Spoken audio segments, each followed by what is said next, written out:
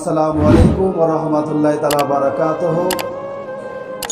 আলহামদুলিল্লাহিল্লাযী আফদাল আখলাকা ওয়াল আরদিন ওয়াসসালাতু ওয়াসসালামু আলা মান কানা নাবিয়্যা ওয়া আদামু বাইনাল মাই ওয়াত তিন ওয়া আলা আলিহি ওয়া সাহবিহি আজমাইন। আম্মা বাদ, ফাউযু বিল্লাহি মিনাশ শাইতানির রাজিম। বেবারাকাতি বিআজমাতি বিনিয়ামাতি বিসমিল্লাহির রহমানির রহিম। লাইলাতুল কদর খায়রুম মিন আলফি শাহর।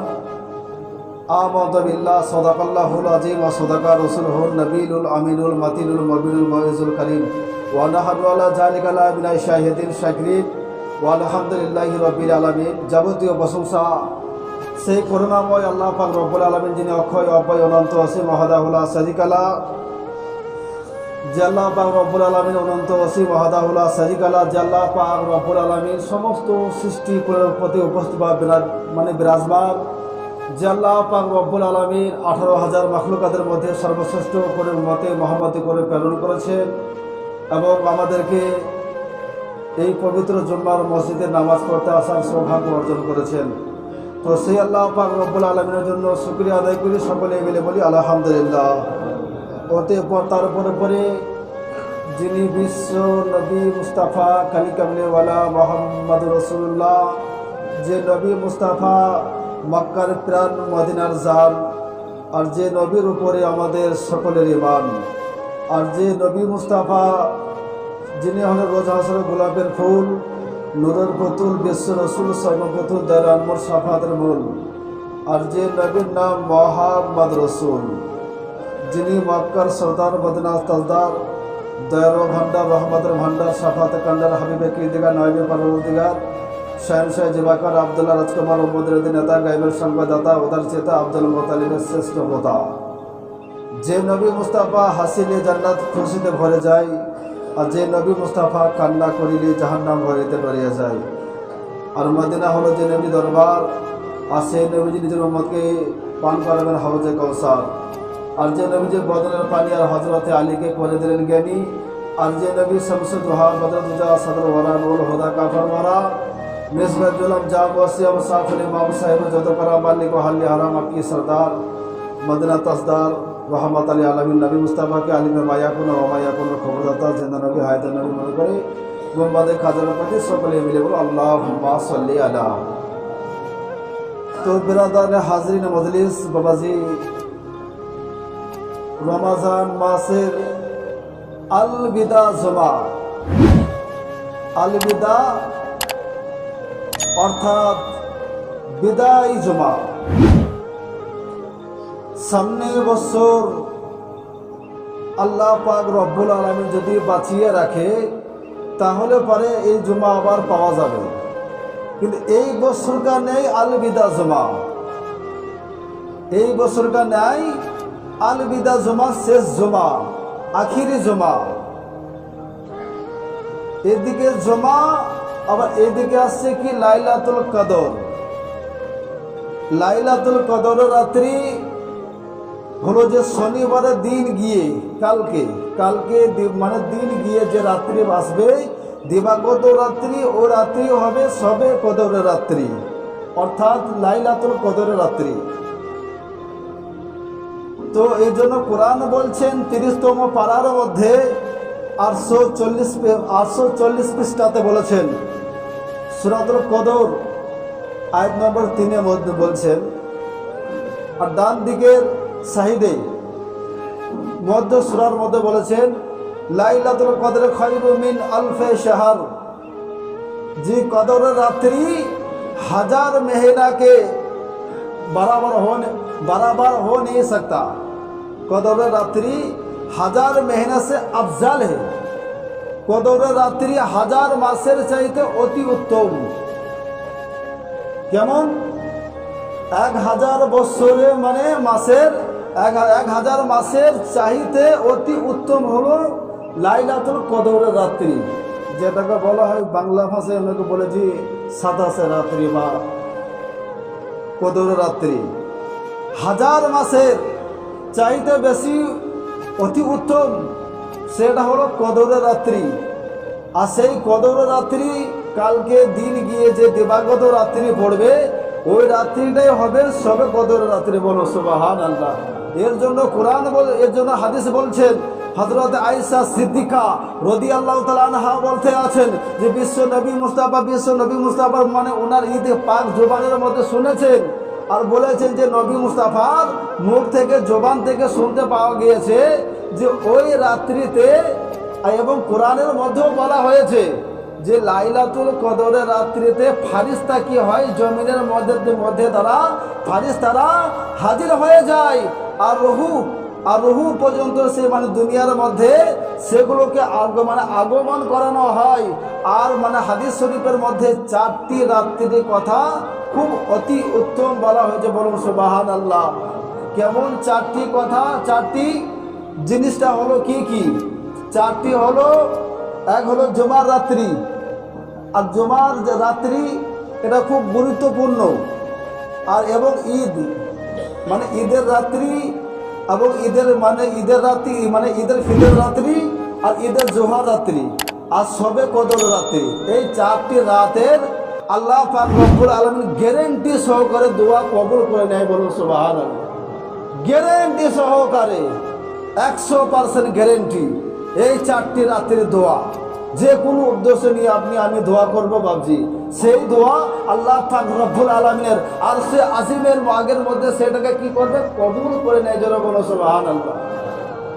হযরতে সাইয়্যিদানা ঈসা আলাইহিস সালাম তিনি একজন বসে আছেন একটা পাহাড়ের মধ্যে। এমন তো অবস্থায় তিনি সে পাহাড়ের কাছে বসে আছেন। আর কিতাবের মধ্যে বলেছেন যে কিতাবের মধ্যে মানে বলতে আছেন আনোয়ারুল বায়ানের মধ্যে দ্বিতীয় খণ্ডের মধ্যে 422, 23, 24 পৃষ্ঠার মধ্যে বলেছেন যে সেই আবিদ ব্যক্তি হযরত ঈসা আলাইহিস সালাম মানে তিনি কিন্তু সে পাহাড়ের কাছে লাগাত বসে আছে, আর পাহাড়ের কাছে বসে থেকে আল্লাহ পাকের রব্বুল আলামিনের জিকির, আসগার, তসবিহ, তাহলিলের আওয়াজ শুনতে পাওয়া গেছে, যারা বলুন সুবহানাল্লাহ। আমরা তো স্বাধীন অবস্থায় থেকে আল্লাহর ইবাদত করি না, আল্লাহর জিকির আসগার অত মগ্ন আমরা হয় না ভাবছি। আর ঈসা আলাইহিস সালাম বসে আছেন, আর এক ব্যক্তি সে পাথরের ভিতরে আল্লাহর মানে জিকির করতে আসে। তাহলে সেই আল্লাহকে যদি কেউ মনে করে যে আমরা ভুলে যাব, হবে? আল্লাহকে ভোলা সহজ বেরাদার ভাবছি। তাই ঈসা আলাইহিস সালাম আর তিনি তখন কি করলেন? ওই আবিদের জন্য বলতে আছে, তোমরা বলো এ কোন এমন ব্যক্তি আছো কে যে আমি বসে আছি, অথচ সে পাহাড়ের পাথরের ভিতর থেকে কোন ব্যক্তি কে আছে আর কত বছর ধরে ইবাদত করতে আছে?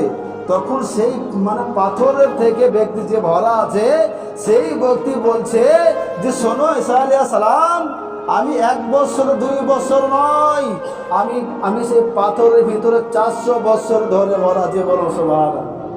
কত বছর? 400 বছর ধরে।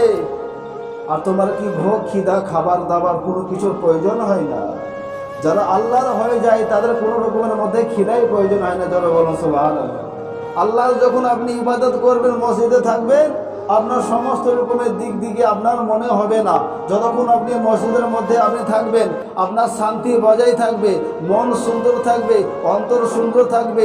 নামাজ পড়বেন, ইবাদত করবেন, বন্দেগী করবেন, রিয়াজাত করবেন, সমস্ত কিছু করবেন, আপনাকে কোনো রকমের মধ্যে খারাপই লাগবে না। আপনি যখন মসজিদ থেকে যখন আপনি বাইরে হয়ে যাবেন, তখনই আপনার মনের মধ্যে অনেক রকমের চিন্তা চলে আসবে। আর শান্তির জায়গা হলো মসজিদ আল বাইতুল্লাহ, জোরে বলো সুবহানাল্লাহ।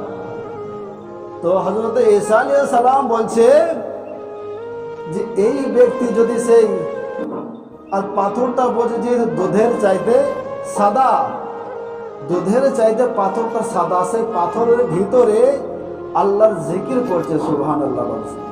আর তিনি 1 বছর 2 বছর নয়, তিনি সেই ব্যক্তি 400 বছর ধরে আল্লাহর জিকির করতে আসে। আর জিকির করে করে তখন ঈসা আলাইহিস সালাম বলছে, এই ব্যক্তি তো মনে হয় যে এত জিকির করছে, আল্লাহকে এত মানে ধরেছে, তাহলে এই ব্যক্তি তো আল্লাহর হয়ে গেছে, আল্লাহ খুব রাজি হয়ে গেছে মনে হয়। তো তখন সে আল্লাহ পাক রব্বুল আলামিন সে আবিদ বান্দা বলতে আছে যে শোনো, আমি তো 1 বছর 2 বছর নয়, আল্লাহকে পাওয়ার জন্য ঘর বাড়ি বিবি ছেলে মেয়ে জমি জায়গা অর্থ প্রাচুর্য যা ছিল সমস্ত কিছু আমি বাদ দিয়েছি, আর বাদ দিয়ে এই পাথরের ভিতরে আমি ঢুকে আছি। বলুন সুবহানাল্লাহ। কাকে পাওয়ার জন্য? আল্লাহর দিদার পাওয়ার জন্য। তবুও আল্লাহ পাক রব্বুল আমার প্রতি রাজি হচ্ছে না বা হবে না। আর একটা জামানা আসবে, একটা নবী আছে, সে নবীর নাম হলো মুহাম্মদ রাসূলুল্লাহ। বলো সুবহানাল্লাহ। সে নবীর নাম মুহাম্মদ রাসূলুল্লাহ। এমন কোনো ব্যক্তি নাই, সে ব্যক্তি কলমা পড়বে না। লা ইলাহা বললে হবে, লা ইলাহা ইল্লাল্লাহ বললে চলবে? চলবে না। মুহাম্মদ রাসূলুল্লাহ আরশে আজিমের মধ্যে লেখা আছে। জোরে বলো সুবহানাল্লাহ। জান্নাতের প্রত্যেকটা জান্নাতের প্রত্যেকটা পাতায় পাতায়, প্রত্যেকটা গেটে গেটে, এবং যে আছে কোরআনের মধ্যে, হাদিস শরীফের মধ্যে প্রত্যেকটা পৃষ্ঠায় পৃষ্ঠায় মুহাম্মদ রাসূলুল্লাহ। জোরে বলো সুবহানাল্লাহ। যে কোনো কিতাব খুলে দেখবো শুধু মুহাম্মদ রাসূলুল্লাহ সাল্লাল্লাহু আলাইহি ওয়াসাল্লাম। তাহলে আমাদের খবর কয় জায়গা বাপ? আমাদেরকে কয় জায়গাতে চিনে? মুহাম্মদ রাসূলুল্লাহ সাল্লাল্লাহু আলাইহি ওয়াসাল্লামকে এক কথায় সারা জগতের লোক, সারা বিশ্বের ব্যক্তি, যে কোনো ধর্মে হোক না কেন, আর এক কথায় মুসলিম হওয়ার জন্য সেই ব্যক্তিকে কলমা পড়তেই হবে। আর আপনি যদি নামে বলেন আমি মুসলিম, অথচ লা ইলাহা ইল্লাল্লাহ এইরকম বলতে থাকবেন, আজ নয় কিয়ামতের দিন পর্যন্ত যদি আপনি লা ইলাহা ইল্লাল্লাহ যদি এই বাক্যটি পড়েন, আর যদি মুহাম্মদ রাসূলুল্লাহ না পড়েন, আপনি কোনো মতের মধ্যে আপনি মুসলমান হতে পারবেন? কোনো মতে মুসলমান হতে পারবেন না। তো ব্রাদার বাবজি, তাহলে মুসলমান হতে হলে পারে লা ইলাহা ইল্লাল্লাহু মুহাম্মাদুর রাসূলুল্লাহ পড়তে হবে। বলো সুবহানাল্লাহ। তো সেই ব্যক্তি বলতে আছে আবিদ, যে এমন একটা দিন আসবে, লাইলাতুল কদরের রাত্রি আসবে, আর লাইলাতুল কদরের রাত্রিতে এসে আর তারা 2 রাকাত নফল নামাজ পড়বে, তারাবি পড়ে নেবে। আর তারাবির নামাজ পড়ে নিয়ে মধ্যরাত্রির মধ্যে আর তারা 2 রাকাত নফল নামাজ পড়বে। আর নফল নামাজ পড়ে আমি যে 400 বছর ধরে আল্লাহকে পাওয়ার জন্য পাথরের ভিতরে ভরা আছি, আল্লাহকে আমি রাজি করতে পারিনি, আল্লাহকে আমি রাজি করতে পারছি না। আর যারা শুধু আশরাফ পাড়া নয়, মহানন্দী নয়, বীরভূম নয়, খাস করে সারা বিশ্বের মধ্যে যত মুসলিম দেশ আছে, যত মুসলমান আছে, যত উম্মতে মুহাম্মাদি আছে, আর তারা 2 রাকাত নামাজ পড়বে। আর 2 রাকাত নামাজটা আমার 400 বছরের ইবাদতের চাইতে আল্লাহ পাক রব্বুল আলামিন এত খুশি হয়ে যাবে, এত রাজি হয়ে যাবে, এত রাজি হয়ে যাবে।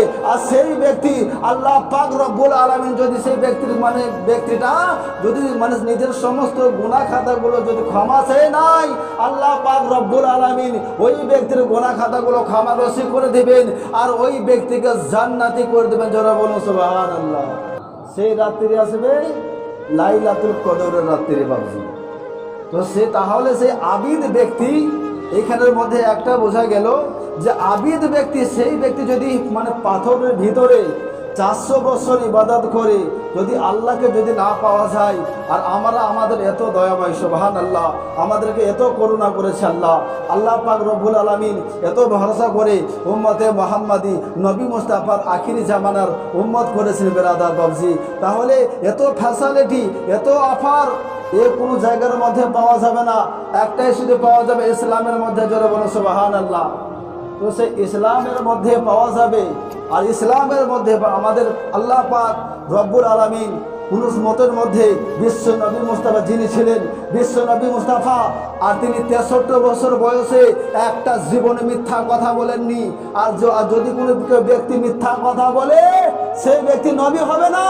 আর নবী হওয়ার জন্য শর্ত হলো সেই নবী মুস্তাফার নিখুঁত হওয়া। জোরে বলো সুবহানাল্লাহ। আর 63 বছর জীবন বয়স পেয়েছেন তিনি, আর কোনদিন কারোর জন্য সমালোচনা করেনি কে? বিশ্ব নবী মুস্তাফা। আর আমরা বলছিলাম, তাহলে কি হলো? যে নবী মুস্তাফা কার জন্য আঙ্গুল তোলেনি একটা, মাত্র 63 বছর বয়সে, এমন কোনো ব্যক্তির জন্য কাউকে বরদোয়া করেনি। আর কোনো ব্যক্তির জন্য আমার নবী মুস্তাফা কাউকে খারাপও বলেনি। বিশ্ব নবী মুস্তাফা এমনই নবী বিরাদার বাপ, সেই নবীকে আপনি বলবেন যে আমি ভালোবাসি, আর অথচ আপনার অন্তরে যদি এইগুলো থাকে, নবীকে ভালোবাসা হবে? মুখে বলছেন ভালোবাসি, তারপরে নামাজ পড়ছেন, এইখানে নামাজ পড়ার পরে বাইরে দেখা যাচ্ছে মানে তার শেষ নাই আলোচনার। এ সমস্ত করা যাবে না, এ সমস্ত করবেন আপনি, আপনার আখেরাত খারাপ হবে, আমার খারাপ হবে না।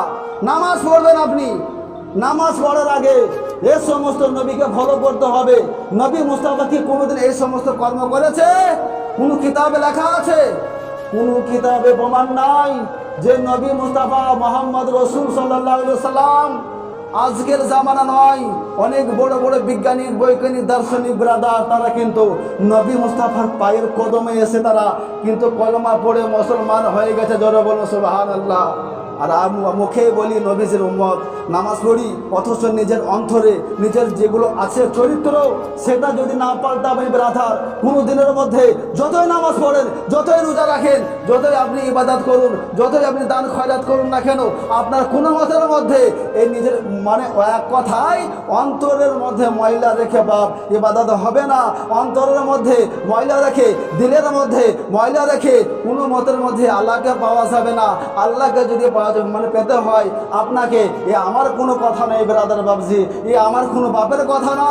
এ কোরআন বলতে আছে ইন্না সালাতা তানহা আনিল ফাহশাই ওয়াল মুনকার। আপনার সূরাতুল আনকাবুতের মধ্যে বলেছে নিশ্চয় নামাজি ব্যক্তি, কে কার কথা বলেছে?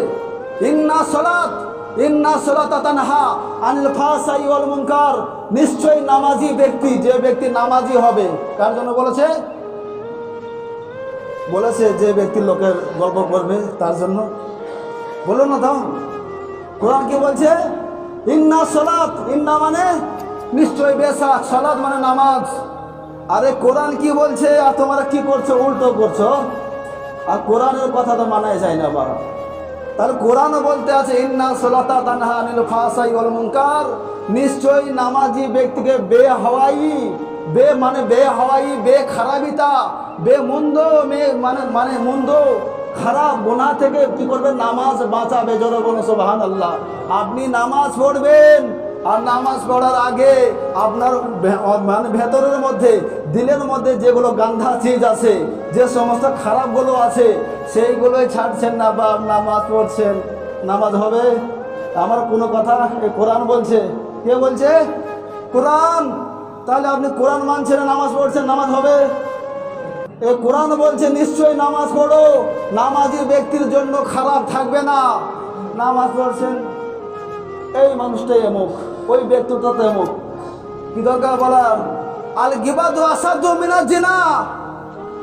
গিবত করা, চুগলি করা হলো কি জিনার চাইতে জঘন্যতম অপরাধ। জানে না মানুষ? সবাই জানে, তবুও মানুষ কিন্তু এটাকে ছাড়তে পারে না ব্রাদার। এটাকে মনে করে কি, যেমন আমরা ভাত খাই ডাল ভাত, এইগুলোকে মনে করে ডাল ভাত, যা ইচ্ছা তাই। ব্রাদার বাবজি, আমার কোনো ক্ষতি নাই ব্রাদার বাবজি। এ ক্ষতি যে করবে তারই সেই ব্যক্তির ক্ষতি, এ আমার কোনো রকমের ক্ষতি হবে না। আপনি করবেন, আপনার গুনাহ হবে, আপনার কবর আপনাকে ছাড়বে না। নামাজ পড়বেন, নামাজ পড়ে এ তো আপনি এগুলো করবেন, কবর ছাড়বে আপনাকে? কোনো মতের মধ্যে ছাড়বে না। যতই রাজা বাদশা যাক না কেন, কবর এমন একটা কবর, কাউকে ছাড়বে? তুমি কত বড় ব্যক্তি, আর কবর বলবে তোমার কি আমল দেখাও, কি আমল আছে, আর কয় ওয়াক্ত নামাজ পড়েছ, কতটা সিজদা করেছ। কবর বলবে, কবর আপনাকে আমাকে ছাড়বে না। তাহলে কি করতে হবে? আমল করতে হবে। এক কথায় সমস্ত বাদ দিতে হবে। যদি কবর থেকে যদি বাঁচতে চান, আর যদি বলেন যে এইভাবে চলবে, তখন যা হবে দেখা যাবে। 12 দুগুণ 24টা বেজে যাবে বেরাদার বাপ। কবরে কোনো রকমের রেহাই নাই। আর কবরে যদি রেহাই না পান, পুলিশের রাতের রাস্তা দাউ দাউ করে আগুন জ্বলবে। কি হবে? দাউ দাউ করে আগুন জ্বলবে। ইমানদার হতে হবে সেই দিন। এই আজকে ইমানদার হলে হবে না, সেই দিন ইমানদারের পাওয়ার দেখাতে হবে। আর নিচে দাউ দাউ করে আগুন জ্বলবে পুলিশের রাতের রাস্তা। আর খুর বেলেটের হইতে হবে ধার, বেলেটের খুরে চাইতে হবে ধার, চুলে চাইতে হবে সরু পাতলা। সেই দিন চলতে হবে। আর সেই দিন দেখা যাবে ইমানের বরকত কত, মানে কেমন ব্যক্তি ইমানদার। বেরাদার বাবজি, তাহলে বলার উদ্দেশ্য হলো বাপ, আমরা আল্লাহ পাক রব্বুল আলামিনের প্রতি যে সমস্ত শিক্ষা করেছি বাবজি, মানে সঠিক মধ্যে বলার চেষ্টা করি, যাতে মানুষ যেন সমস্ত খারাপ ছেড়ে যেন ইমানদারের পথে, জান্নাতের পথে মানুষ আসতে পারে। আসলে পারে আমার কোনো রকমের লাভ হবে না, যে ব্যক্তি আসবে সেই ব্যক্তির লাভ হবে, আর সেই ব্যক্তির চরিত্র পাল্টে নেবে, সেই ব্যক্তির জন্য জান্নাত ওয়াজিব হয়ে যাবে। জোরে বলো সুবহানাল্লাহ। অনেক রকমের কেসা কাহিনী আছে। এক ব্যক্তি ছিলেন, তিনি মানে 100টা খুন করে মার্ডার করেও সেই ব্যক্তি জান্নাতি হয়েছিল। কেন? সেই ব্যক্তির জীবনও তওবা করে নিয়েছিলেন। হে খোদা দয়াময়, হে আল্লাহ পাক রব্বুল আলামিন, আমি যে সমস্ত গুনাহ করেছি আল্লাহ অজান্তের মধ্যে, আপনি আমাকে ক্ষমা করে দিন, মাফ করে দিন। আল্লাহ পাক রব্বুল আলামিনের কোরআন বলতে আছে 28তম পারার মধ্যে, সূরা তাহরিমের মধ্যে বলতে আছেন, ইয়া আইয়ুহাল্লাযিনা আমানু ওয়াতুবু লিল্লাহি তাওবাতান নাসুহা। আল্লাহ পাক রব্বুল আলামিন বলে, ঈমানদারগণ, নিশ্চয়ই আমি কি করি, আসমান থেকে জমিন, তাদের আসমান থেকে জমিনের যাদের মানে গুনাহ যদি কারো হয়ে যায়, আমাকে যদি আল্লাহ বলে যাই, এই যে কালকে রাত্রি আছে, এই কালকে রাত্রিতে আপনি মনে নিয়াত করুন, আল্লাহ জীবনে যা কিছু গুনাহ করেছি, এই গুনাহ আমাকে ক্ষমা করে দাও আল্লাহ, এই গুনাহ মাফ করে দাও আল্লাহ। আল্লাহ পাক রব্বুল আলামিন, জীবনে না জানি কতই না ভুল করেছি, কতই না গুনাহ করেছি, কতই না মন্দ করেছি, কতই না খারাপি করেছে। খোদা, আমি আমার যদি একটা সিজদা কবুল করে নিও খোদা তুমি, আর আমার জীবনের সমস্ত গুনাহগুলো আমি আজ থেকে আমি কি করছি, তওবা করছি আল্লাহ। কোনোদিন আমি কোনো রকমের আমি গুনাহ করার চেষ্টা করব না, মন্দ করার চেষ্টা করব না, কোনো ব্যক্তির জন্য কোনো ব্যক্তিকে অন্য ব্যক্তির জন্য সমালোচনা করার চেষ্টা করব না, এক কথায় খারাপই কাজ কোনো রকমেই করব না। খোদা, আমাকে মাফ করে দাও, আর মাফ করে দিয়ে তুমি আমাকে কি করো, আপনার কাছে আপনি আমাকে জান্নাতি বানিয়ে দিন। জোরে বলুন সুবহানাল্লাহ। তাই না হবে বাবজি?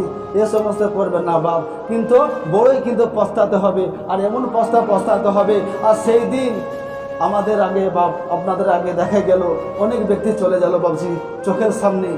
তো ওই দিন আমাদের আসবে না? আমরা ভাবছি যে যখন আসবে তখন দেখা যাবে নাকি? আমরা তো ভাবছি ও আসবে না, মনে হয় নাকি কেউ আসবে না।